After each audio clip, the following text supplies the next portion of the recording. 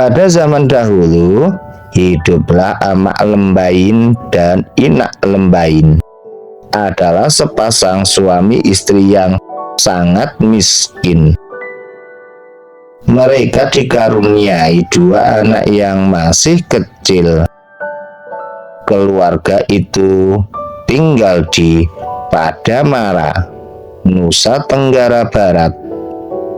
Mereka tak punya sawah untuk digarap, tak ada kebun untuk ditanami, juga tak memiliki hewan ternak. Saking miskinnya, terkadang mereka tidak makan seharian.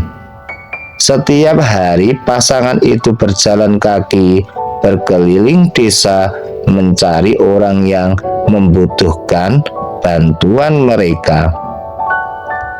Suatu hari seperti biasa, Amak Lembain dan Inak Lembain pergi mencari pekerjaan beserta kedua anaknya. Setelah seharian berkeliling, akhirnya Amak Lembain mendapatkan pekerjaan. Ia diminta membetulkan pintu rumah yang rusak. Tinggallah Inak Lembain yang terus mencari pekerjaan. Sambil menggandeng kedua anaknya, ia mendatangi tiap rumah. "Permisi, Bu. Apakah ada yang bisa saya bantu?" tanya Inak Lembain pada seorang wanita yang sedang menampi beras. Di rumah ibu itu tampak beberapa wanita sedang menumbuk padi. Ibu itu memandang sekilas pada Inak Lembain. "Aku tidak membutuhkan bantuanmu. Sudah banyak yang membantuku," jawabnya. "Tolonglah, Bu, kedua anak saya butuh makan." Ibu tak perlu membayar dengan uang, cukup dengan beras saja. "Asal anak saya bisa makan, saya sudah senang," kata Inak Lembain memohon. Ibu itu merasa iba. Ia akhirnya memberi Inak Lembain pekerjaan, yaitu menumbuk padi. Inak Lembain berpesan kepada kedua anaknya, "Jangan ganggu ibu. Ibu harus bekerja. Kalian duduk saja di sini." Anak-anaknya ia dudukkan di atas batu ceper, tak jauh dari tempatnya. Batu ceper itu biasa disebut batu golok. Inak Lembain mulai bekerja. Ia bekerja dengan sungguh-sungguh. Ia tak ingin mengecewakan ibu yang telah memberinya pekerjaan tersebut. Saat sedang sibuk menumbuk padi, terdengar suara kedua anaknya. "Ibu, ibu, lihatlah kami," panggil mereka. Kedua anak itu memanggil ibunya karena merasa ada keanehan pada batu yang mereka duduki. Batu itu bergerak naik, semakin lama semakin tinggi. Diamlah, jangan ganggu ibu," sahut Inak Lembain sambil terus menumbuk. Ia tak menoleh sedikit pun pada anak-anaknya. Batu itu bergerak semakin tinggi. Kedua anak itu sangat panik dan ketakutan. Mereka serentak berteriak lagi, "Ibu, ibu, batu ini bergerak naik. Kami takut, Bu." Inak Lembain tetap tak peduli. Ia pikir anak-anaknya hanya mencari perhatiannya saja. Ia terus melanjutkan pekerjaannya. "Ibu, ibu, tolong. Kami ada di atas, Bu," teriak anak-anak itu lagi. Kedua anak itu terus berteriak-teriak. Namun Inak Lembain tetap tak peduli. Lama-kelamaan suara anak-anaknya itu semakin pelan dan menjauh. Inak Lembain tak lagi mendengar teriakan anak-anaknya. Inak Lembain tak menyadari Batu Golok telah membawa kedua anaknya ke atas, nyaris menyentuh awan. Setelah Inak Lembain menyelesaikan pekerjaannya, ia lalu mencari anak-anaknya. Alangkah paniknya ia ketika melihat batu yang diduduki kedua anaknya sudah menjulang ke langit. Ujung batu itu sudah tak tampak. Bahkan anak-anaknya pun tak kelihatan lagi. Inak Lembain menangis kebingungan. Ia memohon pada Tuhan untuk menyelamatkan kedua anak-anaknya. Dengan bantuan Tuhan, selendang yang dikenakan Inak Lembain mampu memenggal batu golok itu. Dengan sekali tebas, batu golok itu pecah menjadi 3. Namun sayang, meski batu itu sudah pecah, kedua anak Inak Lembain telah berubah menjadi 2 ekor burung. Si sulung berubah menjadi burung beku, sedangkan si bungsu berubah menjadi burung pelik. Inak Lembain sangat menyesal. Kini kedua anaknya berubah menjadi burung. Meski demikian, ia membawa pulang kedua burung itu dan merawatnya. Ketika bagian batu golok yang terbelah itu terlempar ke 3 daerah. Lemparan batu golok yang pertama menyebabkan getaran yang sangat dahsyat di desa Gembong. Bagian kedua batu golok itu terlempar dan jatuh di desa Batu. Nama ini diberikan karena ada orang yang menyaksikan saat batu itu jatuh. Batu yang ketiga terlempar ke daerah yang kemudian dinamakan Montong Teker. Nama ini diberikan karena bagian terakhir batu golok ini menimbulkan suara gemuruh saat mendarat.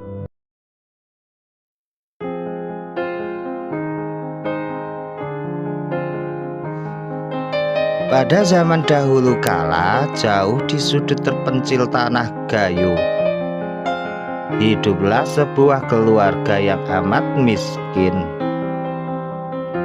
Untuk makan sehari-hari, ayah berburu ke dalam hutan. Namun dia sering pulang dengan tangan kosong. Jika sudah begitu, dia akan menangkap belalang untuk dimasak. Dia menyimpan belalang-belalang itu di dalam lumbung padi. Suatu hari ayah hendak berburu lagi. Dia berpesan pada istrinya untuk memastikan pintu lumbung selalu tertutup. Hari pun menjelang siang. Ayah tak kunjung datang. Kedua anaknya mulai merengek karena lapar. Ibu tak tega melihat anak-anaknya kelaparan. Ambillah beberapa belalang. Jangan lupa tutup kembali pintunya, perintahnya pada si sulung. Saat membuka pintu lumbung, si sulung langsung menangkap belalang-belalang itu. Sayang, dia lupa menutup pintu lumbung. Dalam sekejap, belalang-belalang itu terbang keluar lumbung. Sulung amat menyesal. Dia telah melupakan pesan ibunya. Dengan langkah yang sedih, ia pulang. Maafkan aku, Bu. Aku lupa menutup pintu lumbung. Semua belalang telah terbang. Lapornya pada ibunya. Ia hanya bisa menghela napas. Dia berharap suaminya pulang membawa hasil buruan. Ternyata harapan tak terkabul. Suami pulang dengan tangan kosong. Wajahnya tampak lelah. Dia segera menyuruh istrinya menggoreng belalang untuk makan. Belalangnya kabur semua. Aku lupa menutup pintu lumbung. Ibu menutupi kesalahan anaknya. Ia berkata kepada suaminya. Mendengar hal itu, suaminya terduduk lemas, merasa iba dengan suaminya yang lelah karena seharian berburu. Ibu meminta izin untuk keluar mencari ikan atau burung yang bisa dijadikan lauk. Ibu pun langsung pergi dengan meminta izin suaminya. Malang ibu tak menemukan apapun. Tak ada burung, juga tak ada ikan. Karena kelelahan, dia pun duduk di sebuah batu besar yang dikenal dengan nama Atu Belah. Ibu mulai menangis, menyesali keadaannya. Ia meneteskan air matanya sampai bercucuran. Dia tak tahu Atu Belah bisa membelah dua dan menelan siapapun yang mendekatinya ketika dalam keadaan sedih. Tiba-tiba, krak, krak, krak, batu itu terbelah menjadi dua dan ibu tertelan oleh Atu Belah. Istriku, jangan tinggalkan kami. Tiba-tiba terdengar teriakan sang ayah yang ternyata mengikutinya bersama anak-anaknya. Ayah mengkhawatirkan istrinya yang pergi sendirian, namun terlambatlah sudah.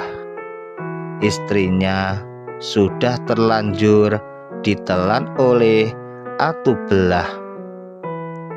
Sulung menangis, lalu menceritakan yang sebenarnya pada ayahnya.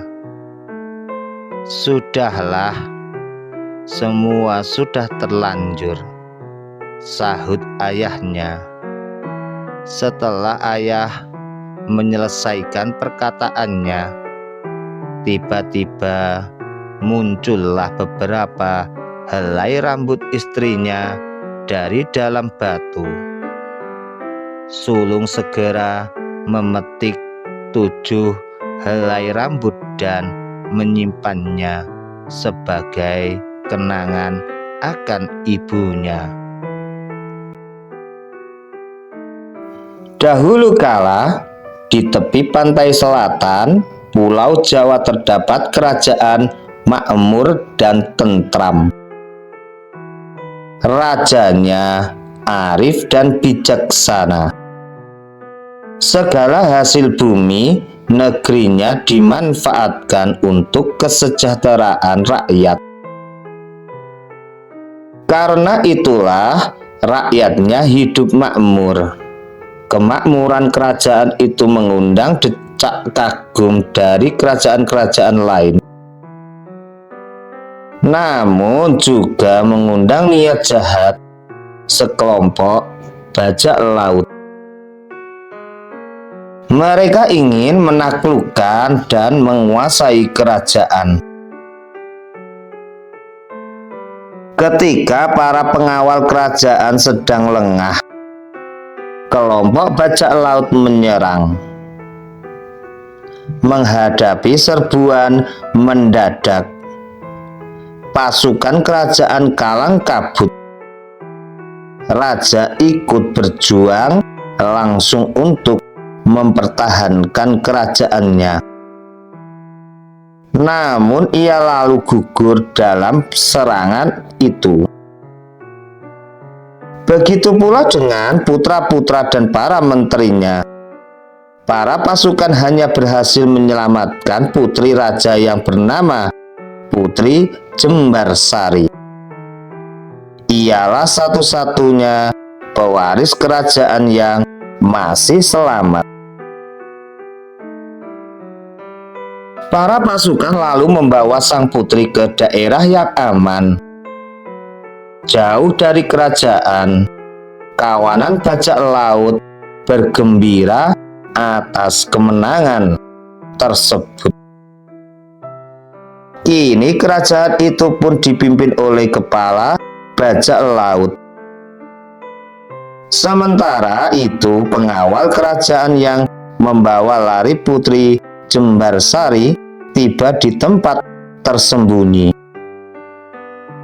Selama dalam persembunyian, Putri Jembarsari diajarkan berbagai ilmu bela diri. Putri Jembarsari pun dapat dengan mudah menerima berbagai ilmu. Kini Putri Jembarsari tumbuh menjadi gadis yang cantik dan menguasai berbagai ilmu bela diri. Ia pun lalu diangkat menjadi pemimpin. Di daerah itu Putri Jembarsari dan pasukannya membuka hutan belantara menjadi sebuah perkampungan yang aman. Lama-kelamaan banyak orang di luar daerah berdatangan, lalu bermukim di sana. Akhirnya daerah itu menjadi sebuah kerajaan kecil yang dipimpin oleh Putri Jembarsari. Sementara kerajaan Putri Jembarsari semakin besar. Tidak demikian halnya dengan kerajaan para bajak laut yang semakin terpuruk. Rakyat daerah itu pun tidak puas dengan pemimpinnya sehingga sering terjadi pemberontakan. Dalam pemberontakan yang terakhir, Raja Bajak Laut tewas. Rakyat di kerajaan bajak laut lalu mencari Putri Jembarsari. Mereka meminta Putri Jembarsari mengambil alih kembali kerajaan bajak laut dan meneruskan tahta ayahandanya. Namun Putri Jembarsari bingung. Ia berpikir, aku kan sudah memiliki kerajaan sendiri. Kalau aku menjadi ratu di kerajaan bajak laut, siapa yang akan memimpin kerajaan ini? Namun penasihatnya memberi usul. Kata penasihat kerajaan, lebih baik kedua kerajaan itu digabung saja. Pasti rakyat kedua kerajaan tidak akan keberatan. Putri Jembarsari lalu memutuskan, baiklah, itu usul yang baik. Aku setuju dengan menggabungkan dua kerajaan ini. Usul itu pun dilaksanakan. Kini kerajaan yang dipimpin Putri Jembarsari makin luas. Ternyata masih saja ada yang iri hati dengan kesuksesan Putri Jembarsari. Ketika mengadakan kunjungan ke luar kota, Putri Jembarsari dan pasukannya diserang oleh orang yang iri hati. Karena tidak siap menghadapi serangan mendadak, Putri Jembarsari akhirnya gugur. Seluruh rakyat berduka. Untuk mengenang jasanya, nama Putri Jembarsari diabadikan menjadi nama kerajaan itu, yaitu Kerajaan Jembarsari. Lama-kelamaan, nama itu berubah menjadi Jember dan tetap abadi sampai sekarang. Jember terletak di Jawa Timur. Itulah kisah awal mula Kabupaten Jember yang sekarang menjadi salah satu kabupaten dan kota berkembang di Provinsi Jawa Timur.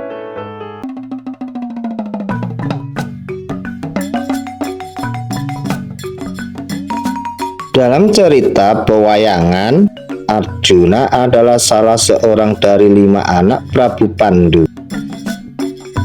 Ia mempunyai keahlian berperang dan kesaktian yang lebih tinggi daripada saudara-saudaranya. Kesaktiannya ia dapatkan sebagai anugerah dari para dewa karena ia rajin bertapa. Suatu saat, Arjuna pergi bersemedi dengan harapan agar para dewa menambah kesaktiannya. Di lereng sebuah gunung di wilayah Batu Malang, ia memulai persemedian tersebut.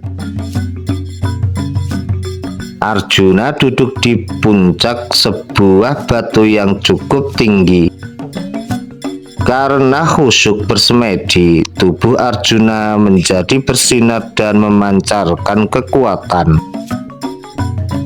Kekuatan itu membuat puncak gunung semakin menjulang, menembus langit dan mengguncang kayangan. Para dewa di negeri Kayangan merasa terganggu, lalu mereka mengutus Batara Narada turun ke bumi untuk meminta Arjuna menghentikan semedinya. Arjuna, mohon hentikanlah semedimu, karena akan merusak negeri Kayangan, kata Batara Narada ketika berhasil menemui Arjuna. Arjuna tidak bergeming, ia tetap melanjutkan semedinya. Jika ia sampai terganggu oleh teguran Batara Narada, ia khawatir para dewa tidak akan menambahkan kesaktiannya. Setelah Batara Narada gagal, para dewa negeri Kayangan menurunkan beberapa bidadari cantik untuk menggoda Arjuna.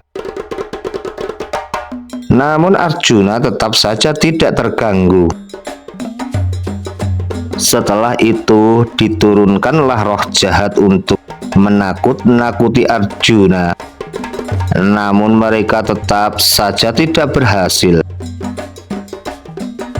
Akhirnya para dewa negeri Kayangan mengutus Batara Narada untuk kembali ke bumi menemui Batara Semar yang selama ini mengasuh kelima Pandawa, termasuk Arjuna.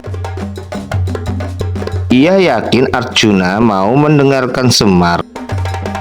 Batara Semar tidak menjalankan tugasnya sendirian.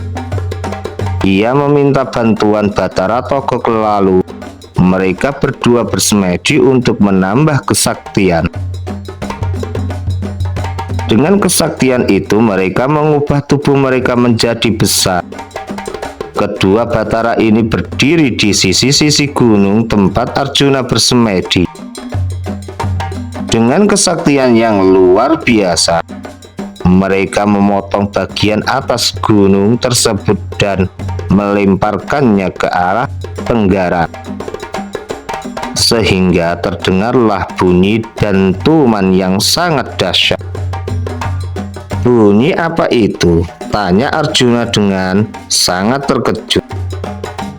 Batara Semar dan Batara Togok menghampirinya. Kami baru saja memotong puncak gunung ini, jawab Batara Semar. Bunyiannya membuyarkan semediku. Guru, dewa pastinya tidak akan menambah kesaktianku. Kata Arjuna, pertapaanmu itu sangat meresahkan negeri Kayangan. Kekuatannya dapat menimbulkan kerusakan. Kesaktian seperti apa lagi yang kau inginkan? Kau sudah sangat sakti. Seharusnya kau semakin rendah diri, bukan justru menimbulkan kerusakan. Nasihat Batara Semar. Arjuna tertegun. Ia menyadari kesalahannya. Ucapan Batara Semar menggugah hatinya.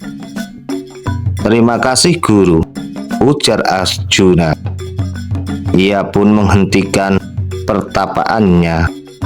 Oleh penduduk setempat, gunung tempat Arjuna bersemedi itu dinamakan Gunung Arjuna.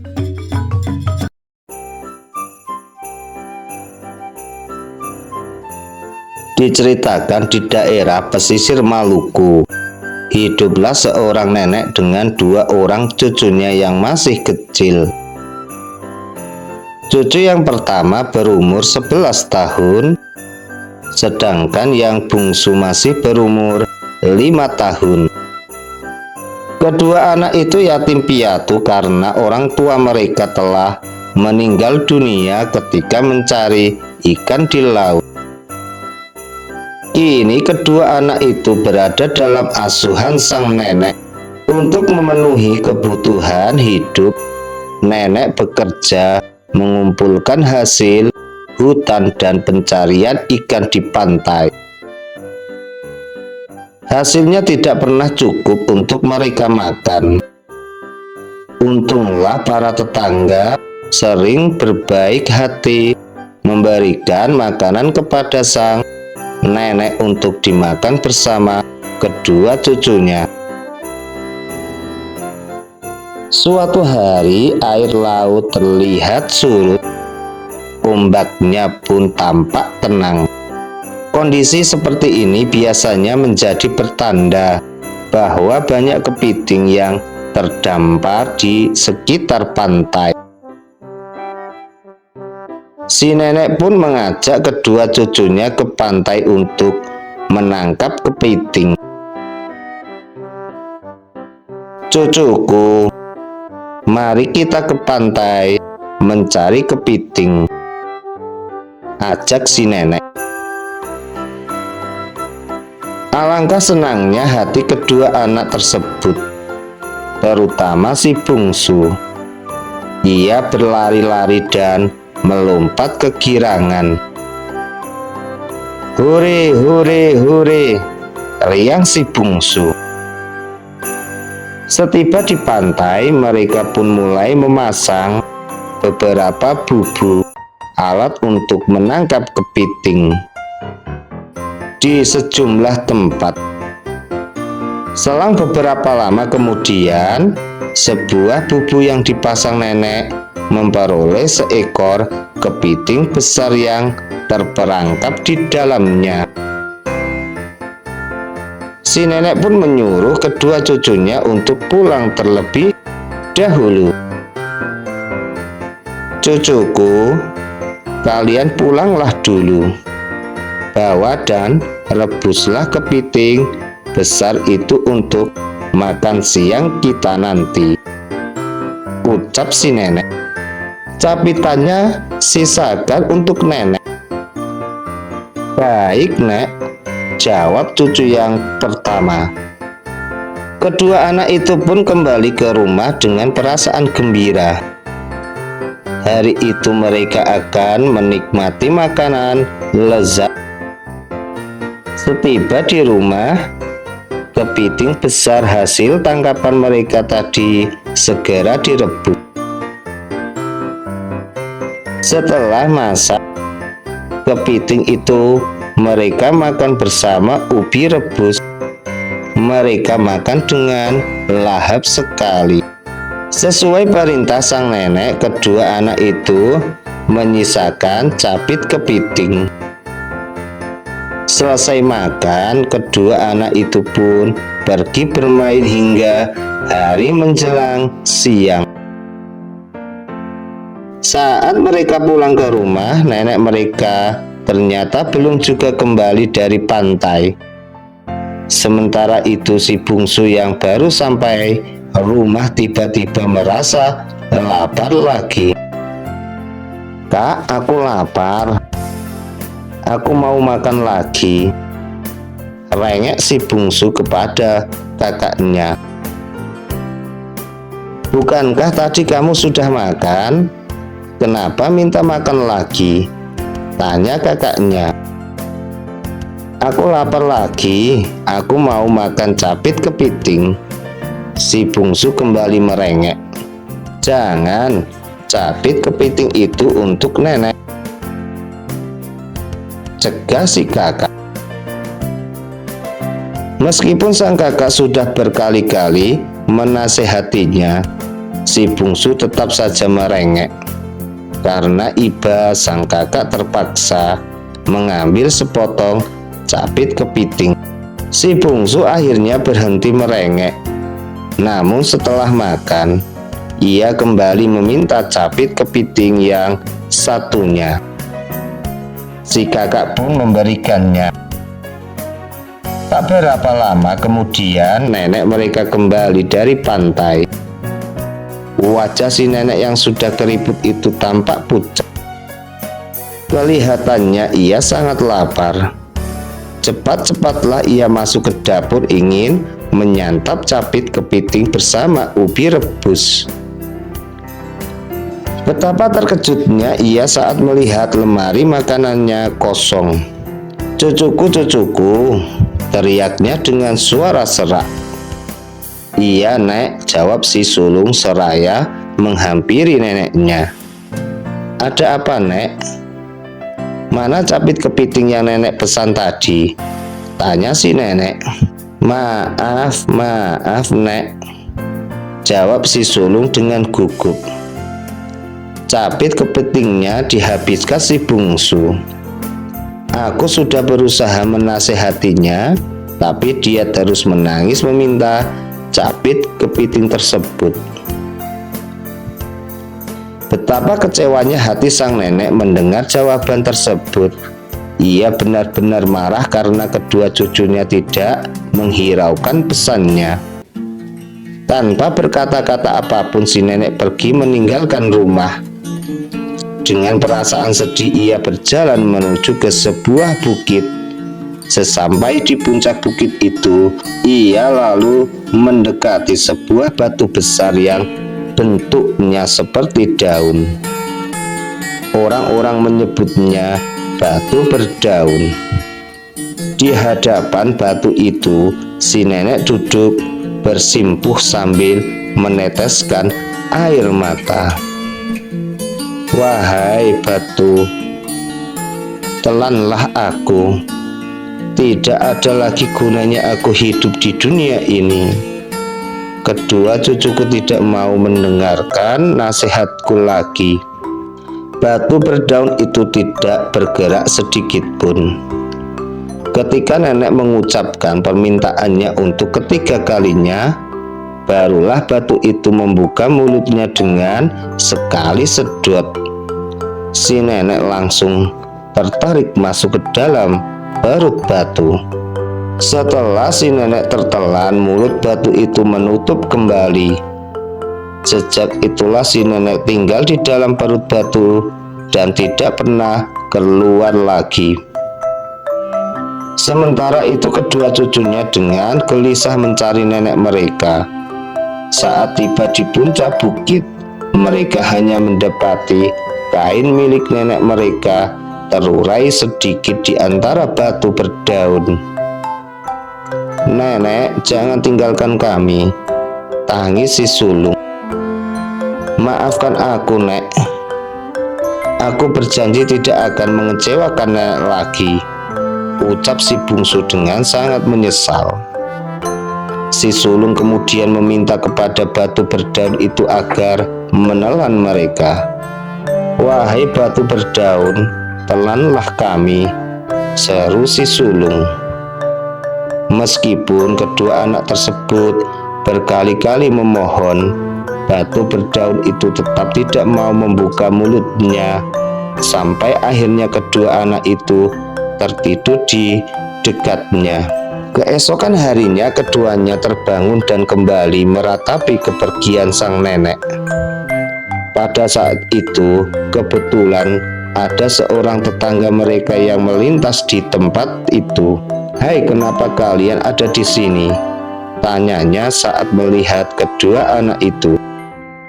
Si sulung pun menceritakan semua yang telah terjadi pada neneknya. Oleh karena nenek itu tidak akan kembali lagi, si tetangga pun mengajak kedua anak tersebut pulang ke rumahnya dan kemudian merawat mereka. Kedua anak itu merasa sangat menyesal atas perlakuannya terhadap nenek mereka. Namun hal itu mereka jadikan sebagai pelajaran berharga, sehingga kedua anak itu pun tumbuh menjadi manusia yang berbudi luhur.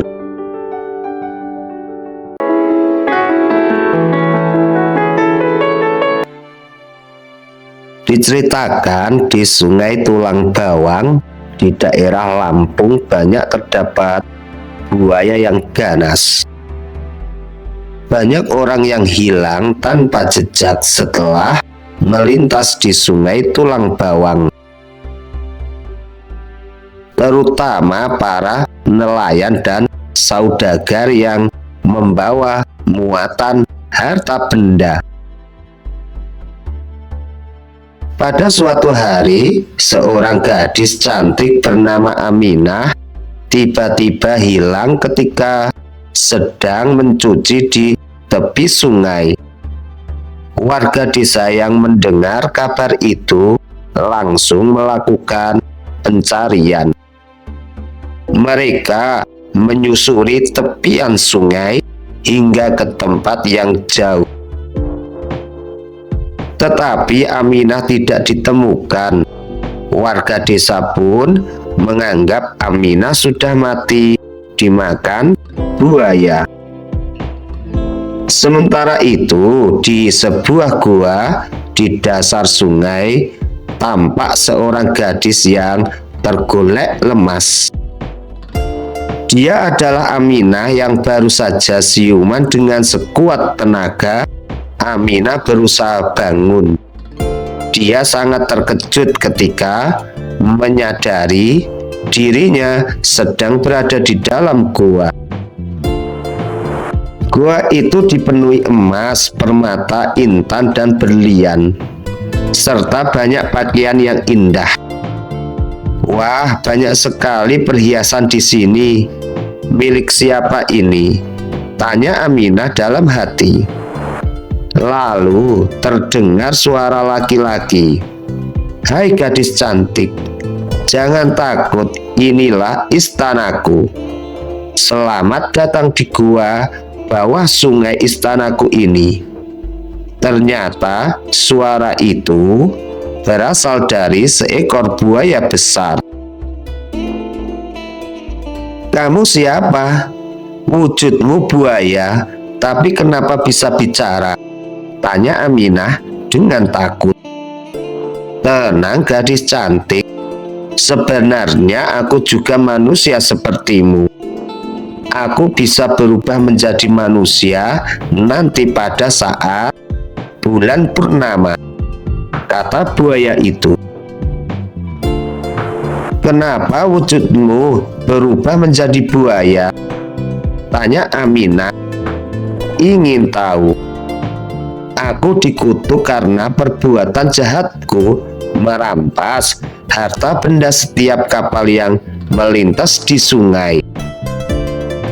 Semua harta itulah yang ada di gua ini," jawab buaya tersebut. "Wahai buaya, mengapa engkau menculikku?" kata Aminah. "Aku membawamu ke sini karena aku menyukaimu. Jika engkau mau tinggal bersamaku, semua harta benda di gua ini menjadi milikmu.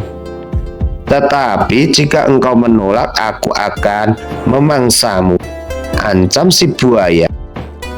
Dengan ketakutan Aminah menjawab, "Baiklah, aku mau tinggal bersamamu di sini."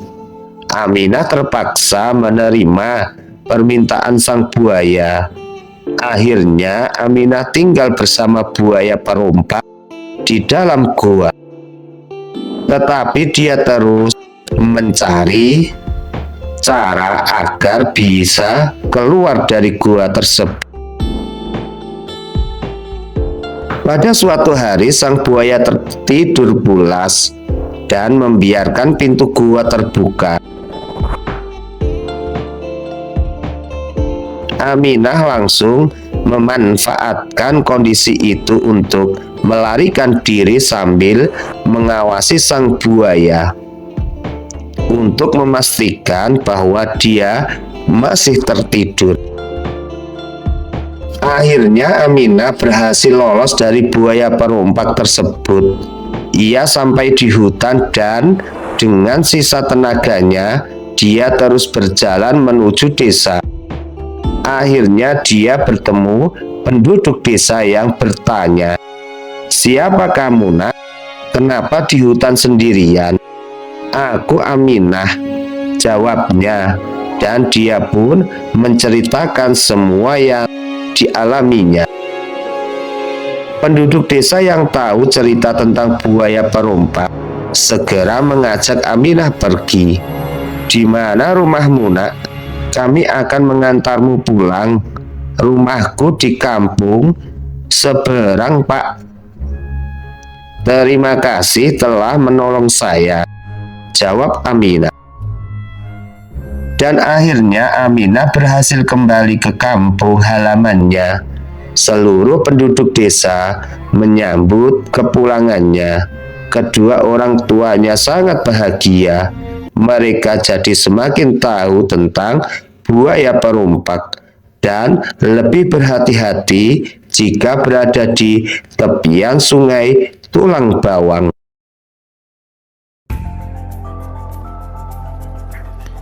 Diceritakan di sebuah desa tinggallah seorang kakek tua. Ia tinggal seorang diri. Pekerjaannya hanyalah seorang pemahat kayu. Saking kesepiannya, sang kakek ingin membuat boneka kayu yang dia pahat dari cabang pohon. Si kakek mengerjakan dengan sangat teliti dan berhati-hati sambil membuat boneka dari sebuah kayu. Di dalam hatinya si kakek bergumam, "Kamu akan menjadi anakku dan aku akan memberi nama kamu Pinocchio. Andai saja kamu bisa bergerak dan berbicara." Tanpa disadari oleh sang kakek, ada sosok peri yang baik hati. Peri tidak tega melihat kesendirian sang kakek. Lalu sang peri menyihir boneka kayu yang dibuat oleh sang kakek. Seketika boneka kayu tersebut tiba-tiba secara ajaib dapat berbicara dan bergerak layaknya manusia. Ketika sang kakek sedang memahat, di bagian mulutnya tiba-tiba boneka kayu itu berbicara dan sambil mengejek si kakek. Teriak Pinocchio si boneka kayu, "Berhenti, stop sekarang juga." Sambil terkaget si kakek, "Kamu bisa bicara?" Pinocchio menjawab, "Bisalah, kan kamu yang telah memberikan saya mulut." Alangkah senangnya si kakek melihat bonekanya bisa bergerak dan berbicara. Sang kakek lantas berkata, "Nak, kamu harus segera istirahat, karena esok kau akan mulai pergi ke sekolah bersama anak lainnya. Kamu harus belajar agar menjadi anak yang baik dan banyak hal baru di sekolahan nanti." Lalu Pinocchio beristirahat bersama sang kakek. Keesokan harinya, Pinocchio pun pergi ke sekolah. Di tengah perjalanan, Pinocchio melihat sebuah pertunjukan boneka.